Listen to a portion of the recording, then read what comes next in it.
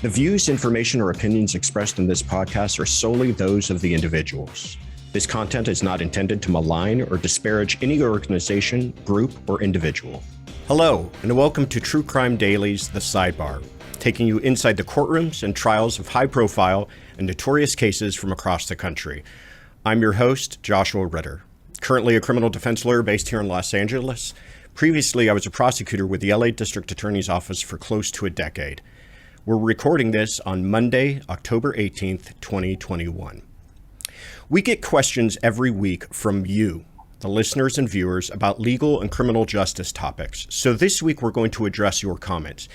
It's time to approach the bench and ask a lawyer. And we're joined by Eric Siddall, a career prosecutor with the Los Angeles District Attorney's Office, who is also cross-designated as a federal prosecutor with the U.S. Attorney's Office. Welcome, Eric.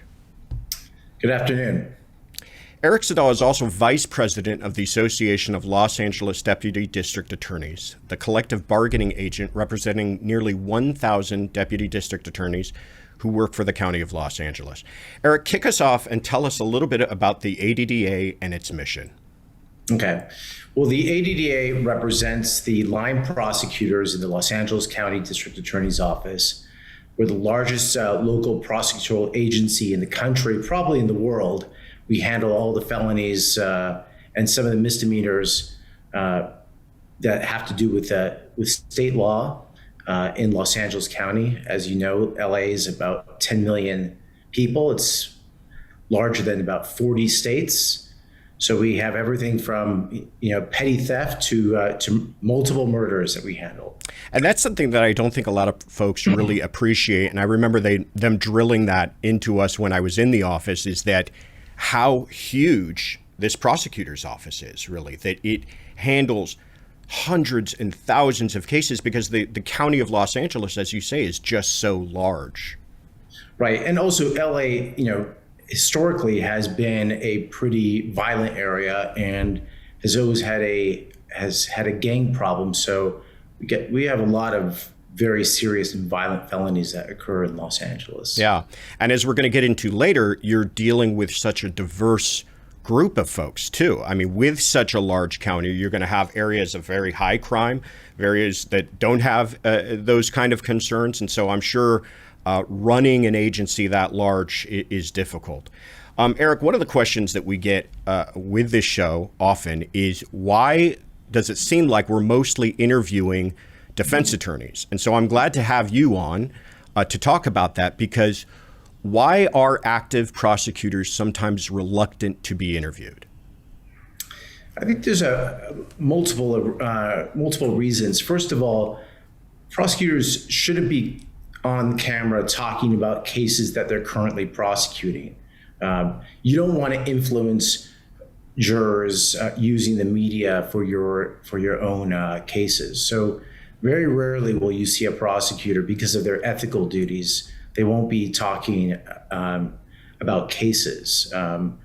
Also, a lot of I think certain prosecutors feel uncomfortable talking about it because they think that their office management won't appreciate them talking to the media.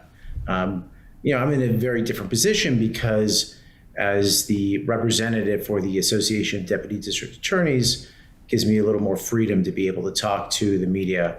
But what's interesting in terms of line prosecutors is our legal policy manual, since Steve Cooley was elected DA, has been promoting transparency within the office. So the legal policy actually says that we're supposed to be open with the media, but when it comes down to actual practice, a lot of prosecutors are worried about what their bosses will think if they actually start speaking to the media. Absolutely, and I can speak a little more freely about that. No longer being in the office, they scared us to death.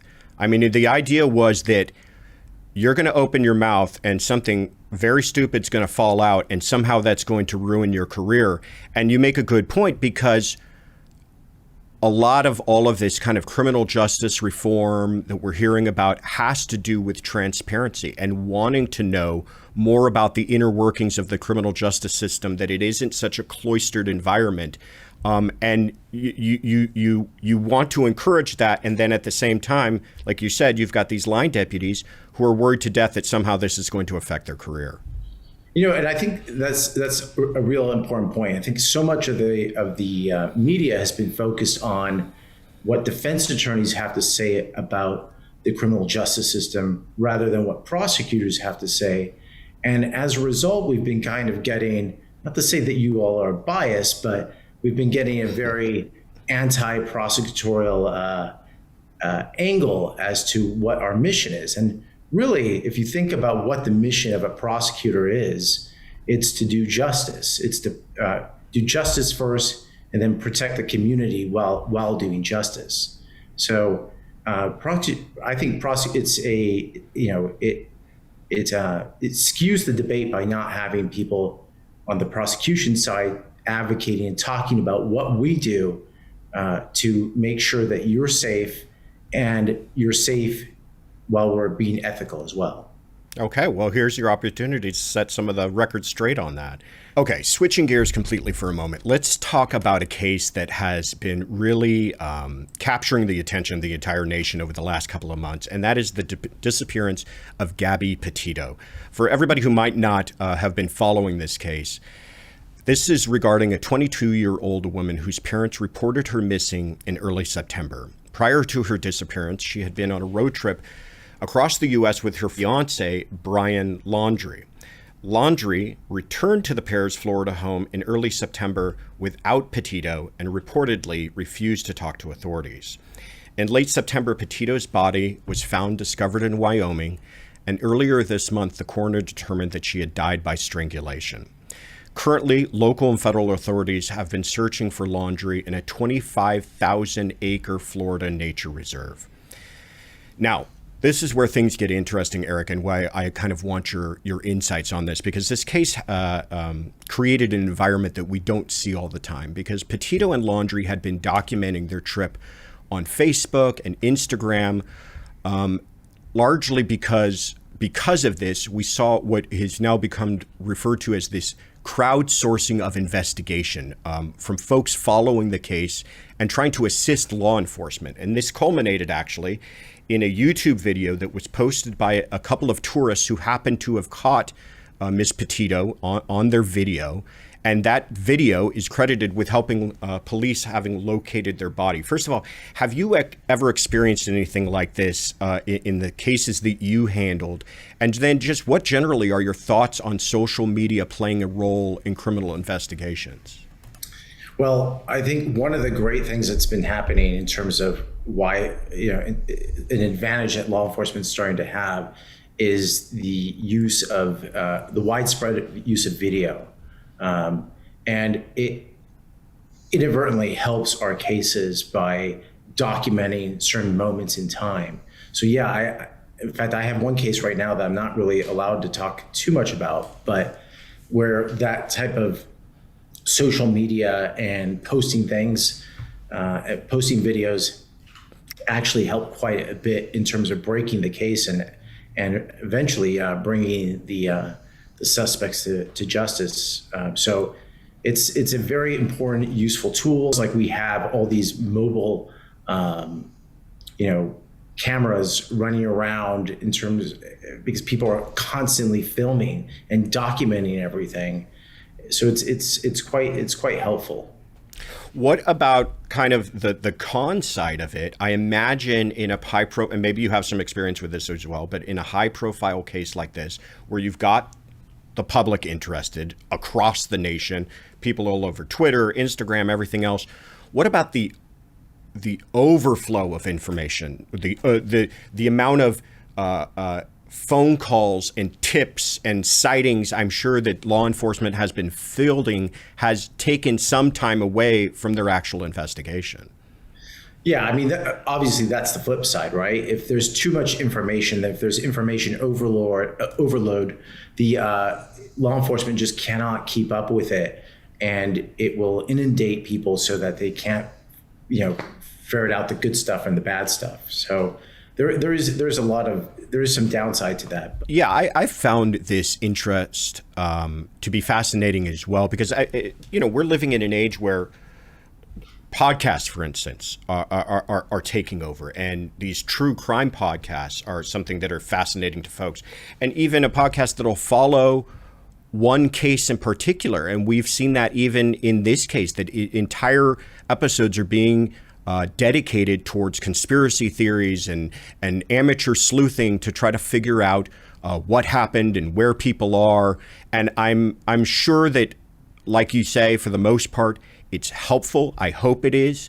I wonder, for the boots on the ground type of law enforcement people involved, how much are they finding it to be helpful, and how much are they finding it to be a distraction? Look, I think in general, I think the collection of evidence, the videos, all of that type of stuff does help a lot. I think there's sometimes some frustration when you have someone doing a podcast that really is not trained about something, or does not really know the details of a case, and they're telling their story of that case. Sometimes that could be a little frustrating. I mean, I've seen a podcast, discuss a murder case, and then when you actually look at what the Court of Appeal decision is that documents what actually came out in trial, you see something remarkably different from what was done in the podcast. And yet the podcast probably has, 1 million people listening to it, and the Court of Appeal decision was probably read by, maybe you and a couple other people. Right. So it does get a little frustrating when you see that a podcast becomes the authority or the narrative of what happened, and really that's not what happened, and it's more just the an agenda that is trying to be pushed through. Right. A story that took on a life of its own. Right. Yeah. Okay. Another kind of switch of gears here, and this is a case that folks have been interested in, and we've gotten some questions about, is Sirhan Sirhan.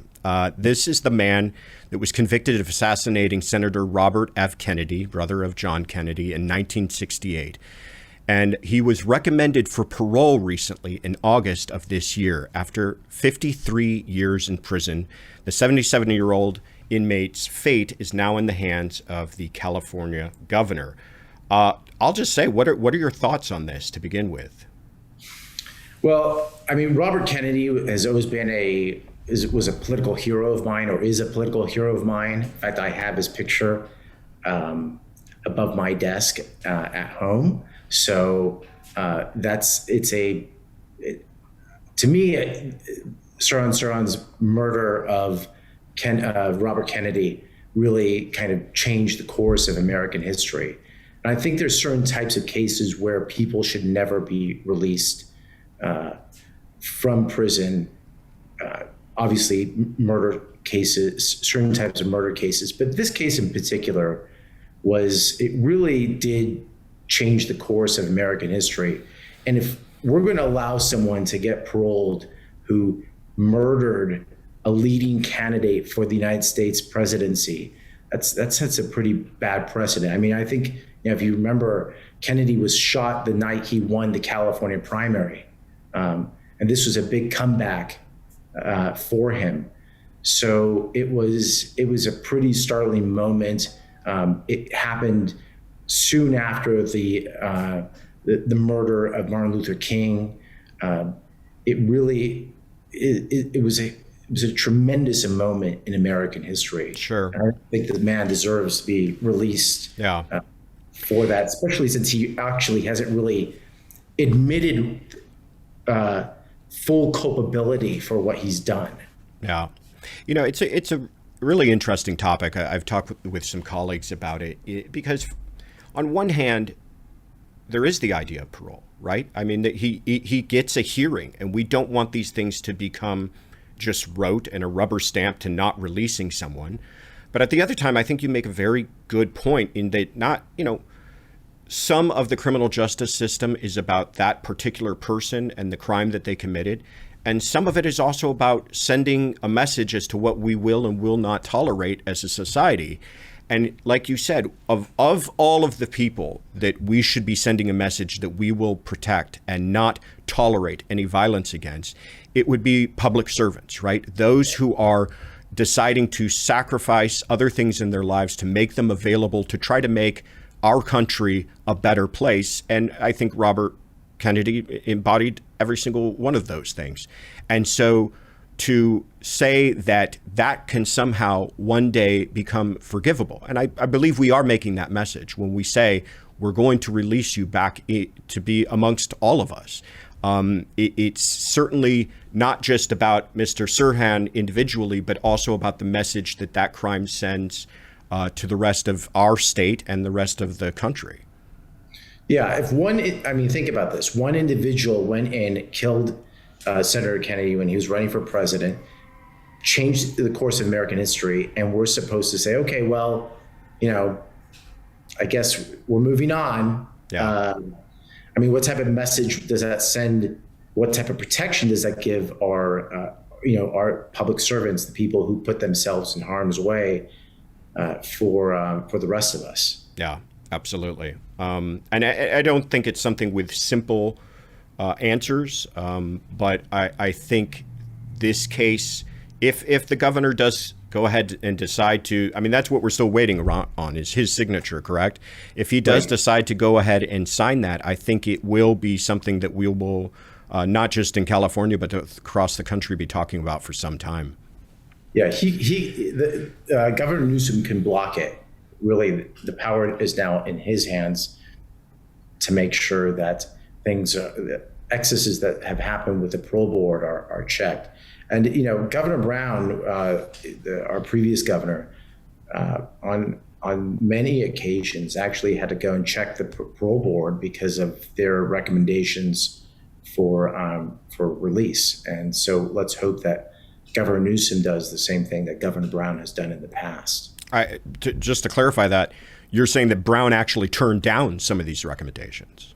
Right. He actually vetoed some of the parole board's previous recommendations for parole. I think the other thing that's kind of interesting about this particular moment in terms of Sirhan is this was the first time that the district attorney's office didn't send a representative up to the parole board to argue against his release. Because of some new changes, because of the newly elected DA. I guess he's not that newly elected, but it was actually the first time the LA County DA did not send someone up and advocate to keep Sirhan in custody. Why would that be a role that the DA would take on? Well, because the DA is the only person in the room that is supposed to be out there advocating for public safety. The parole board is supposed to take some of that role, but during a parole hearing, there's only three groups of people really that get the full file on the inmate who's looking to be paroled. One is the parole board.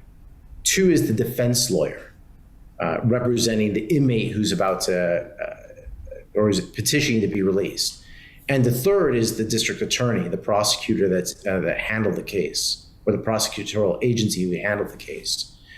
So unless you have that full file, you can't really argue whether someone should remain or stay within the prison system.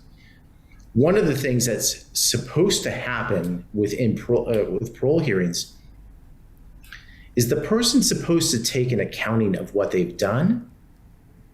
Because the idea is you're really not rehabilitated. You're really not out there you're not going to come out to society in a healthy fashion unless you recognize what got you there in the first place.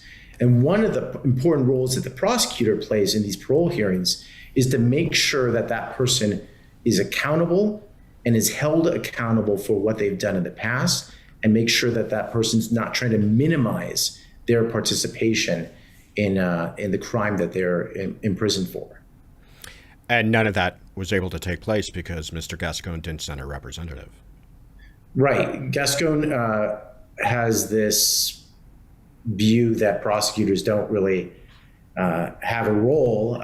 It is a view not shared by other district attorneys' offices. It's not a view that's shared by the penal code, but it is his own political view. Okay, and we're going to get into more on Mr. Gascon later, but a couple of other questions I wanted to discuss with you beforehand. Something that has been kind of a hot topic over the last year or so has been the idea of bail reform. Last November, California voters defeated a bill that would have ended cash bail in favor of risk assessment. And I mean, I want you to kind of explain that for us, but let me give a little bit more of the background. First of all, the politician leading the charge on this is Democratic State Senator Bob Hertzberg. And he's been quoted as saying that the current bail system keeps Californians locked up who pose no threat to the public and who have been convicted of no crime simply because they cannot pay what the bail industry demands. Okay, I'm going to leave that quote kind of out there. And please give us your thoughts. Is that accurate? Is that true? Is it as simple as he states it to be? So bail is not as simple as the bail proponents on either side would like it to make it sound.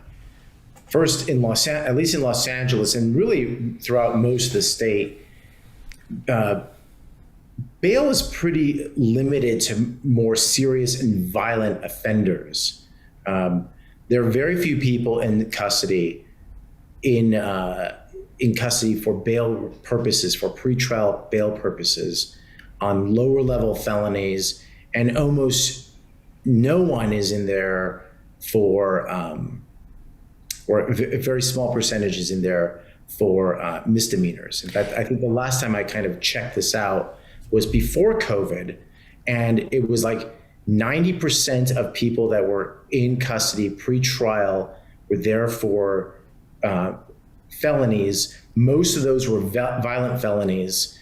And then COVID happened, and most DA offices, including our DA office in Los Angeles, started releasing or petitioning the court to release low-level offenders. So first of all, let's really look at the data. The data doesn't show that all these people are in custody. It's really concentrated to the most violent felons out there.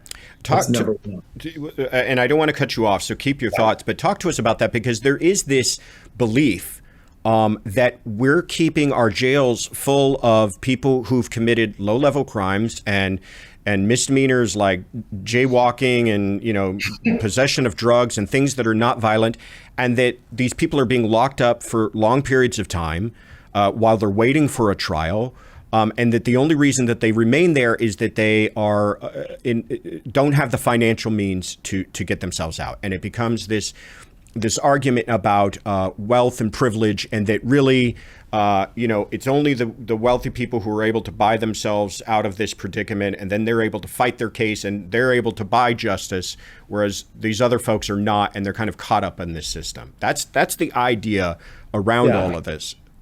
So I think like most topics in the criminal justice debate, there's a lag, right? And what I mean by that is people are fighting issues that happened 30 years ago or 40 years ago. And they're really not talking about what's happening today in 2021. In 2021, and even back before COVID, for quite some time, places like Los Angeles have been very reluctant to put low-level felons in custody. So what you tend to see who's in custody,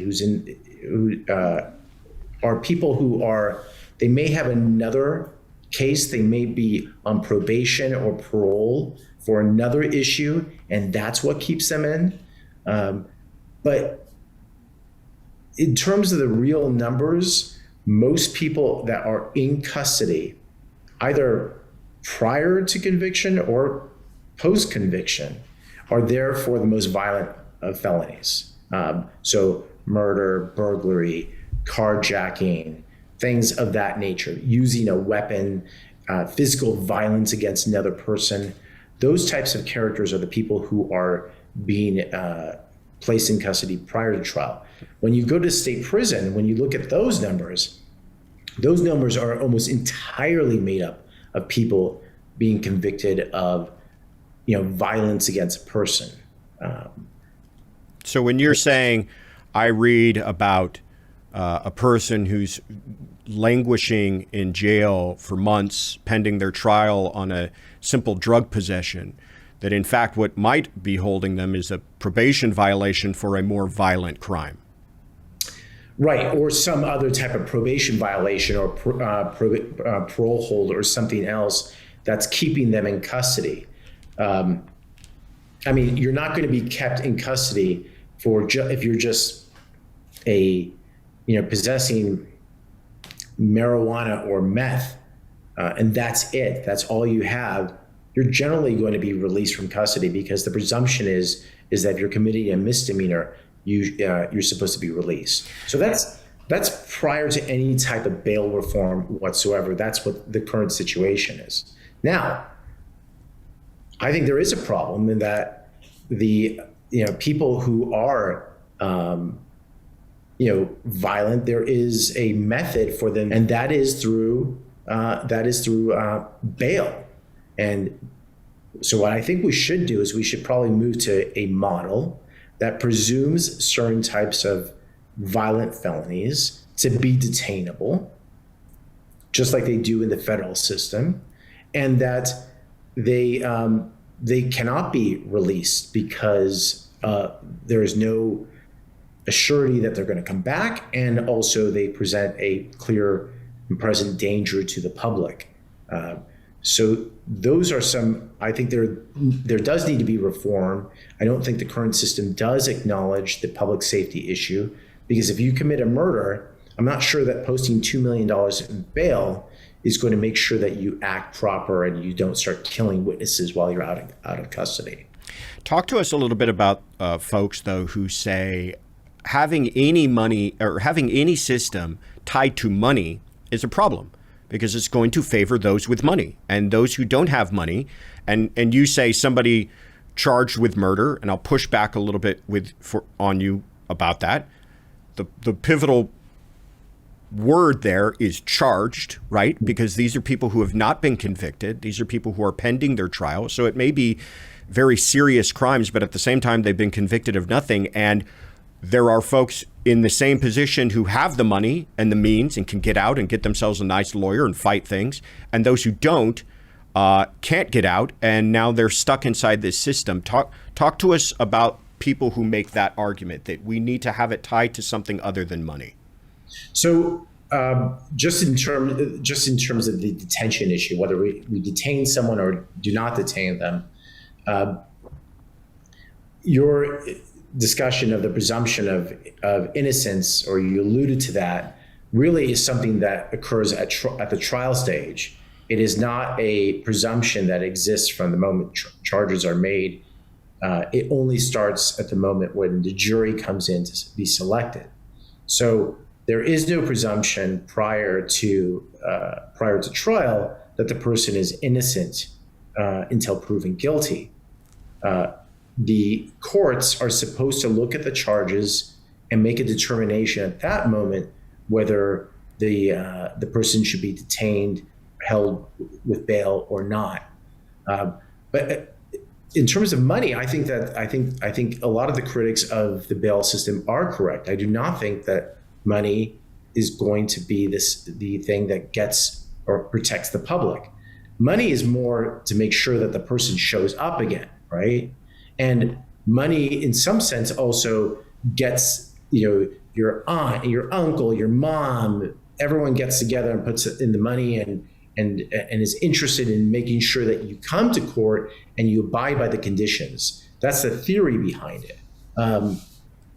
And in fact, in non-cash bail systems like the federal system, the family does have to sign some type of surety saying that this person's going to come to court.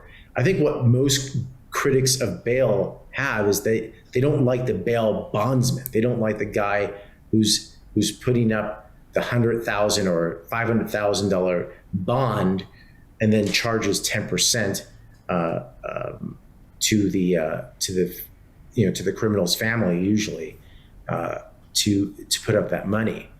And again, I'm not sure that is a great system either.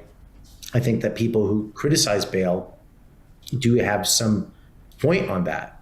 Now, sometimes but what do you do if there's no family out there willing to put up the money? I mean, I don't know how you make sure that person returns to the court. So again, I think it's a very complicated system. I'm not sure, one side is 100% right. I do think there's a third way. I think that actually the federal government has had that third way since 1986 when they started bail reform. And that's probably a better system that takes into consideration public safety, but also an issue that we want to make sure that those who should not be in custody prior to trial remain out of custody. Well, this is an issue that I'm sure we're going to be hearing about for a while because proponents on both sides are very vocal about it. And like you said, there's a lot of money involved. These bail agents are the ones who are the biggest push against reforming this because, like you said, they're making a lot of money every single year. All right, let's switch to a new topic.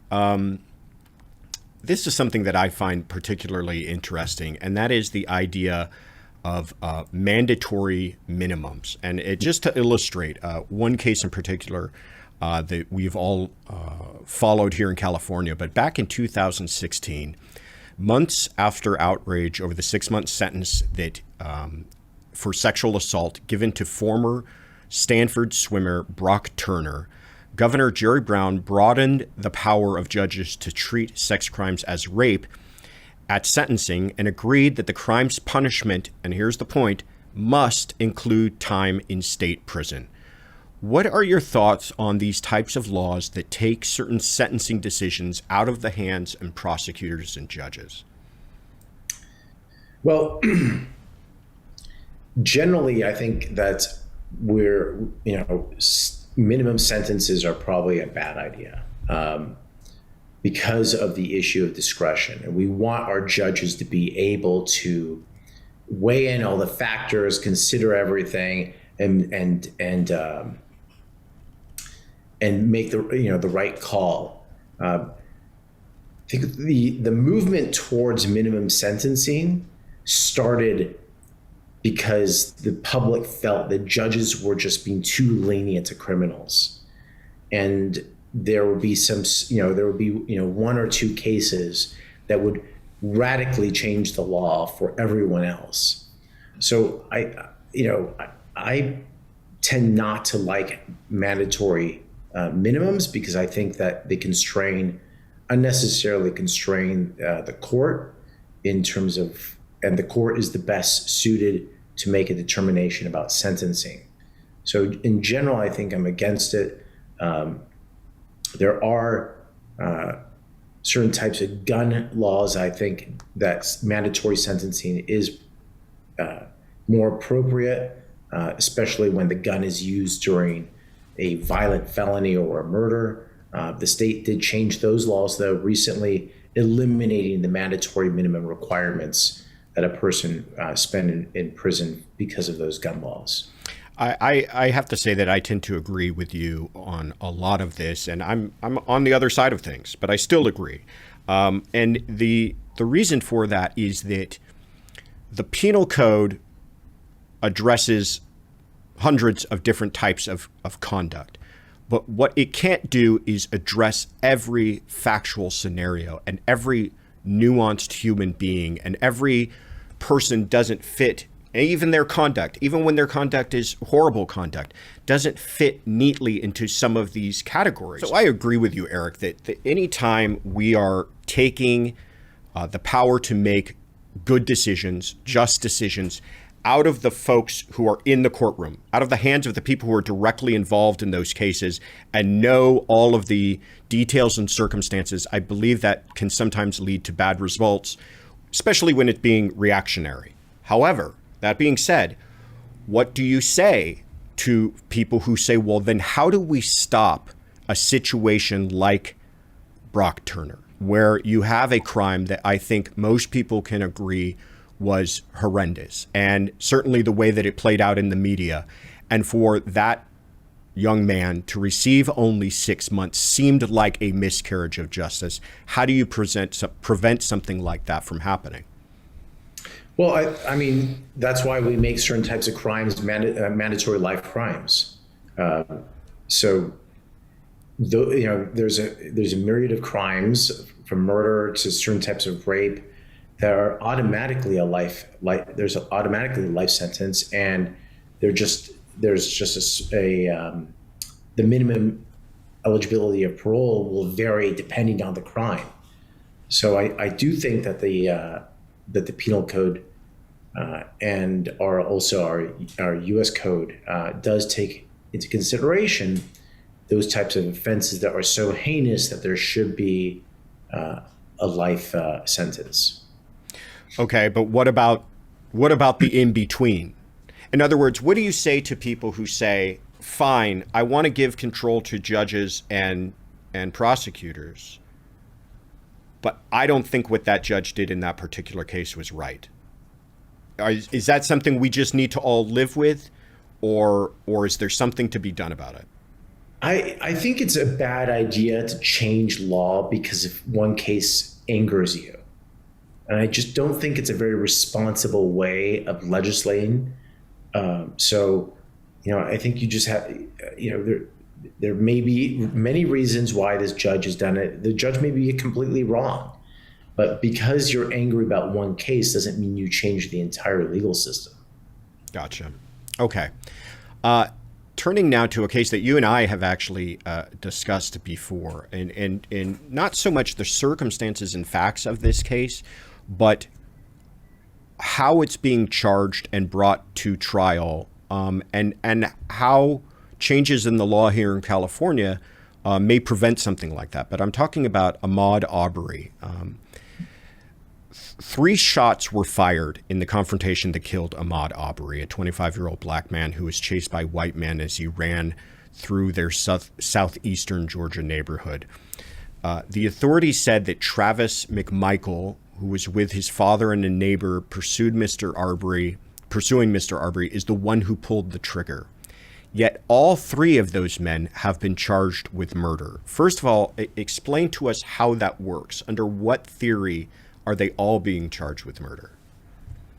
So from what I understand, in terms of, because this is a Georgia case, they have retained the felony murder rule.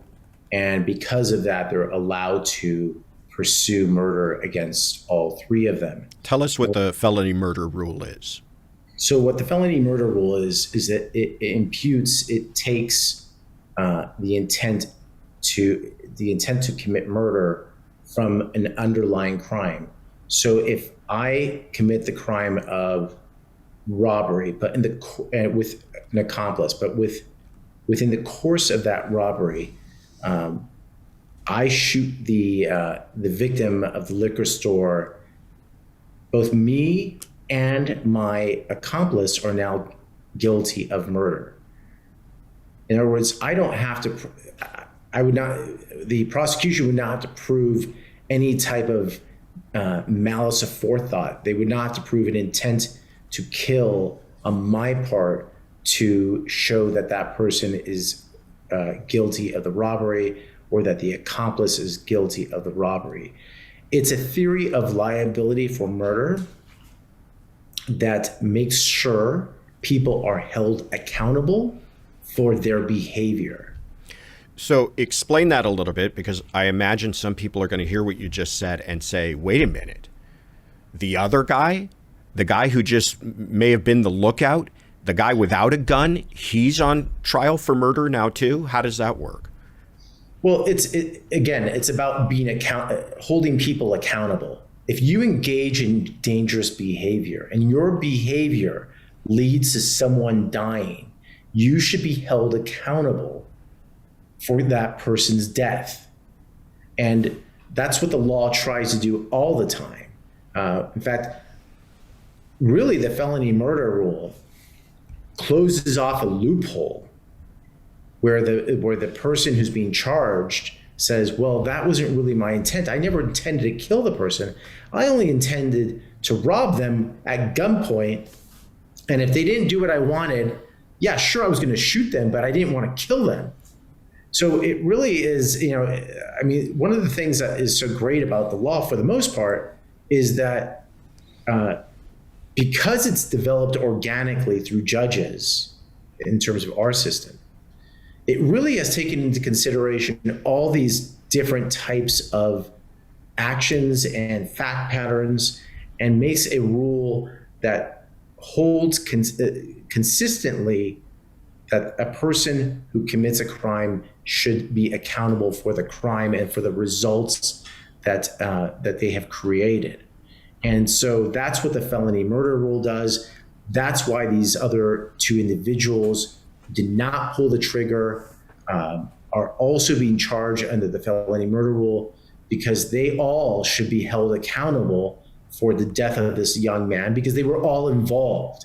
And if it wasn't for one of them acting or three of them acting, the other guy wouldn't be able to complete the mission that he was trying to have, which was to stop this young man through violence. Here's how it plays out, right? You hop in a truck with a man who's got a rifle, and you're driving down the road chasing somebody who's running, jogging in the neighborhood.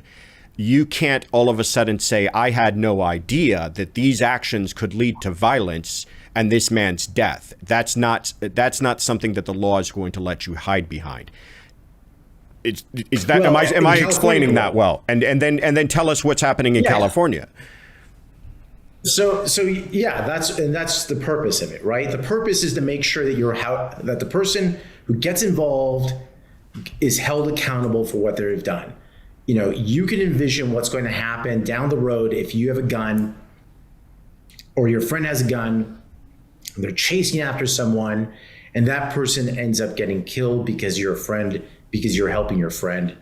That is something that is very easy to see what the future is going to result in, right? So right. Again, it's about accountability. So that's the purpose of the law. That's the way it used to work in California. How have things changed? Right. So, and this is the problem with a lot of how progressives think in terms of criminal justice issues. And this is kind of what I was alluding to earlier in terms of like making mandatory minimums because you're unhappy with something that happened. Basically, the California legislature, mainly led through progressive legislators, eliminated that type of use of the felony murder rule. In other words, now you can have to be the actual guy with the gun committing the felony murder to be held accountable. You can't be an accomplice unless certain types of really, really extreme behavior occurs. So they got rid of the felony murder rule. They got rid of the natural probable consequence murder rule. In other words, if this case had happened in California, probably only one of the three would be charged with murder and the other two would not be charged with murder. In fact, the other two would probably be charged with maybe at the most false imprisonment. So it's a good example of why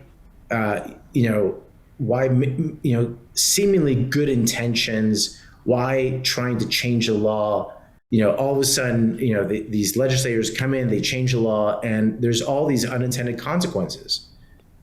And so those two individuals would not be held accountable in California because of the change by the legislature. And I can only imagine what the reaction to that would be if this type of a crime had occurred in California and only one of them was being held accountable.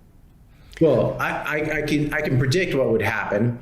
The district attorney would be blamed for not filing charges, and no one would understand that actually it's a woman by the name of Senator Skinner from Berkeley, who really is at fault because she eliminated, a doctrine that has been developed by the judiciary over hundreds and hundreds of years because she didn't like what it did in a few cases.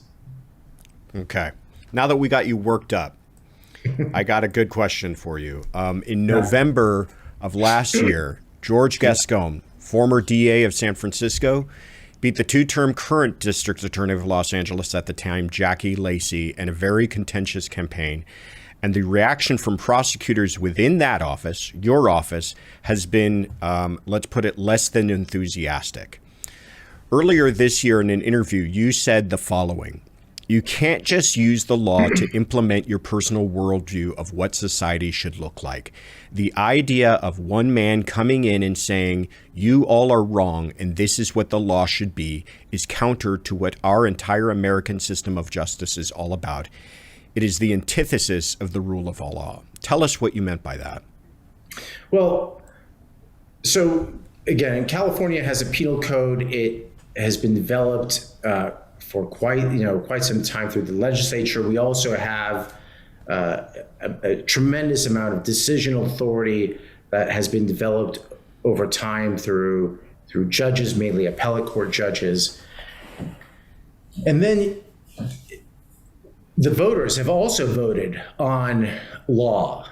They have passed certain types of law. They have passed about how we treat murderers. They have passed laws about gang crimes. And George Gascon is one man, and he did win the election, but he didn't win the election with a mandate to completely overturn all of those laws, historical precedent, and everything else.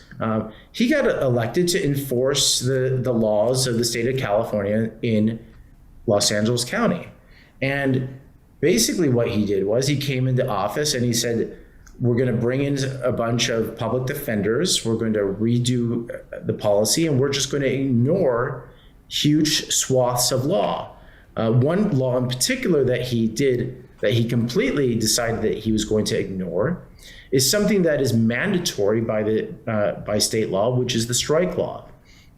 Prosecutors are required to plead and prove up strikes. I think, again, I think one of the problems that people have when they're thinking about the law and criminal justice reform is there's always this lag. And this lag is like about 30 years. People are thinking like the strike law is putting people in prison for stealing a piece of pizza or a pair of jeans. The law has been changed, it's been reformed, and it really only affects the most serious and violent criminals. That's what the strike law currently deals with. So George Gascon basically said, well, I don't care what the strike law says. I'm going to completely ignore it. I'm not going to enforce it. It tells me that I'm supposed to enforce it, but I'm the DA. I can do whatever I want. So he decided that he's going to be the executive branch. He's going to be the judiciary and the legislature all in one. And frankly, our system of government doesn't do that. There is a division of power in this country. The executive has one branch of government, but the judiciary is another part, and the legislature is the other part. So I think one of the problems that we had, and one of the reasons we actually had to sue Mr. Gascon and ask a court for an injunction against him, is that he is one branch of government. He's the executive branch. But the executive branch can't ignore what the judiciary and what the legislative branch of government has done. His job is to enforce the laws as they have been created and interpreted by those other two branches of government. It was very telling that one of the things he said when he first came to power is he said something about the DAs swear a loyalty oath to me. And we don't swear a loyalty oath to one man. Kind of the antithesis of American government, the idea that you swear allegiance to a leader. I know other societies do that. And I know other forms of government do that, but we don't do that. We never have. We swear a loyalty oath to the Constitution, to uphold the laws of the state and the federal government, but we don't swear a loyalty oath to one individual. And that one individual can't just ignore and flout the law. And that's what was happening when Mr. Gascon first took power, is that he thought, well, I have seized power. Now I can just take it and do whatever I want with it. And that's not how our system of government functions. And I know that your union in particular has been kind of on the trailblazing edge of trying to push back on some of these policies. Can you tell us the latest of what's happening? Well, I mean, right now we have a lawsuit with him, and that's an injunction. The court issued the injunction. It basically said that the DA cannot ignore the strike law. Also, the other thing it said was you can't just abandon certain prosecutions that you've already charged. There's a penal code section called 1385 in California, and that allows the court or the prosecutor to dismiss something in the interest of justice. That's a term of art that was developed over the years by the courts. And what it means is that you have to do it for some case-specific reason.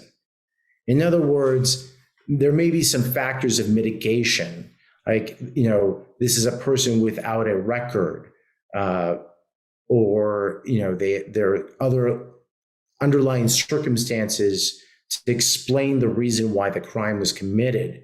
Then you can dismiss certain portions of the crime, or you can even dismiss it entirely. What the law has always said, though, is that the interest of justice doesn't mean just that you don't like what the law is. In other words, it can't be some personal animus against that particular law. And so the court felt that Mr. Gascon's directives abused that language of the interest of justice by saying he just didn't like what it was. Understood. All right. Well, I know there's a current effort to have him recalled, and I'm sure this is something that we're going to be hearing a lot about, not just here in local news in Los Angeles, but it's something that it has gained some attention nationwide because of how drastically he has been trying to reform things here in the LA County area. All right. Let's now turn to a couple of kind of softball questions here to end things. First one, someone asked, what's one well-known case that had national news coverage that you would have handled differently, either from both the prosecution or defense side of things? I mean, the most obvious case that pops into my mind is the O.J. Simpson case. Right. It seemed like the prosecution complicated the case unnecessarily. I think, the classic example, and this kind of just shows where it went from there on, was at the very beginning of the trial and opening statements. Chris Darden gives this opening statement, and I think the first thing he said, it was like, "This is a really hard case," and probably not the way to set the table. Yeah, exactly. And they really just complicated the hell out of that case. I mean, this was a domestic violence murder, right? I mean, you had a history of domestic violence that O.J. Simpson had engaged in. You had, like this unchecked jealousy. It goes in. There's no other people in the world who wanted these two individuals murdered, or especially Nicole Brown murdered. And then you had the trail of blood. And instead it became, this monster of a case where every little detail gets put in. And I just don't think that's how you should prosecute a case. It should have not lasted, more than a month or two. I realized that there were some unique things that were happening in that case most particular was the first major case kind of used DNA, and jurors were not comfortable with DNA, but that seems to be a case that was overtried rather than nicely packaged and given to the jurors. It was also one of the cases, still to this day, had more media attention on it, and I think it took a life of its own. You saw things that took place in that case with not just the prosecution, but the defense, even the judge allowing or doing things that had never been done before because it just had become this thing bigger than itself. But I'll tell you one thing I would have done differently is not had asked him to try on that glove. That's for sure. Well, that's the obvious thing. And, but that kind of, how it culminated to that was also just something that it's because the case kind of took on a life of its own. And all of a sudden, the case doesn't become between, what the evidence, trials should be about the evidence, about truth seeking and minimization of risk. And what that trial became was a battle of egos. And in that particular moment, it was, Chris Darden being punked, kind of getting, Johnny Cochran kind of forcing him to ask that question. And when you start, just following the ball that the defense lawyer throws at you and running around in circles, to fight their arguments, you've kind of lost your case. Yeah. As a prosecutor. Yeah. You guys, on the other hand, you guys want that, right? Oh, I want there to be as many balls flying around as possible. You guys chasing them all over the courtroom, of course. Yeah, right. All right. Last one. This question is: tell us about your first trial and how it went. And I'll go first if I can. Okay. My first trial, I was a brand new DA right out of training, and I actually started the trial day one of being at my new assignment.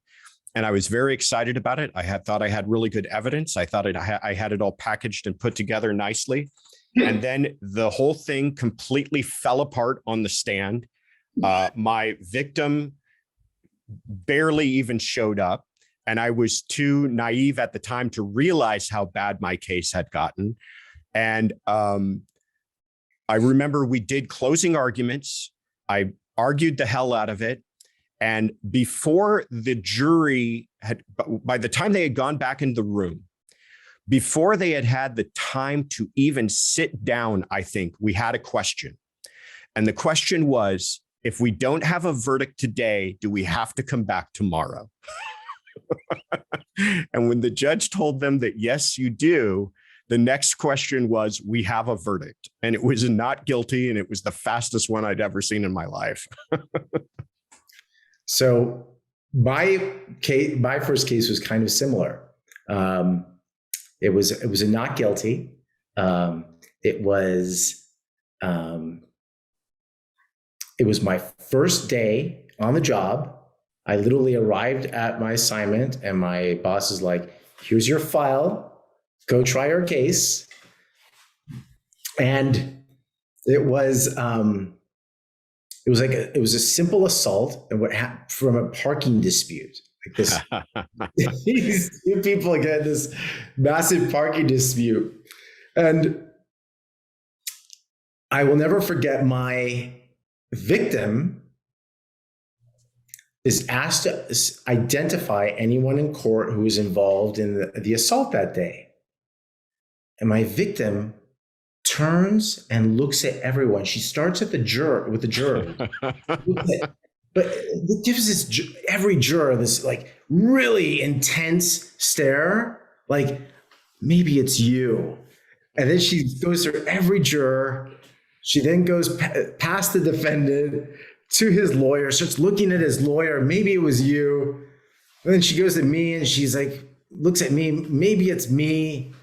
And then she turns to the court reporter Maybe it's the court reporter and looks at the judge and gives that judge this really intense stare. And then finally comes around and says, no, I don't see him.